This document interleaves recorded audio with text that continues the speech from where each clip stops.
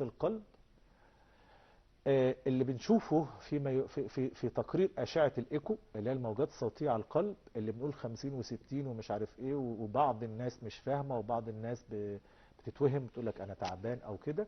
ده اسمه معدل الضخ الجزئي، باللغة الإنجليزية ejection fraction.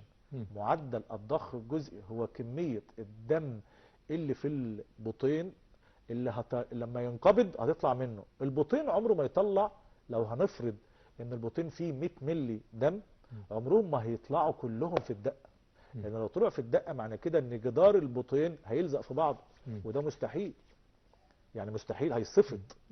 لكن هو لما بينقبض نفرض ان هو كده بقى عامل كده، فطلع، لو طلع 55% ده كفاءة 100%، لان ال 55 دي اسمها معدل الضخ الجزئي.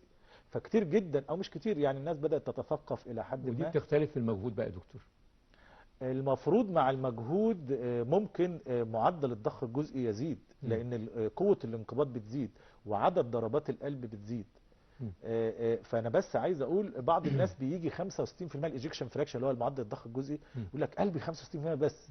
لا، ده كفاءة 100%. ال 65 دي معدل ضخ جزئي. طب امتى نخاف؟ خلي الناس تعرف اكتر. امتى نخاف نقول كفاءة فعلا كده تخوف؟ اقل من 50. يبقى من كام؟ 45 في نازل؟ اقل من 50، يعني 49 ده عايز يتشاف ايه السبب. تمام، يعني فرق واحد بس. 50 يعني 50 يعني انت قلت لي ده اعلى. لا 55 او 52 ده في الطبيعي. في الطبيعي.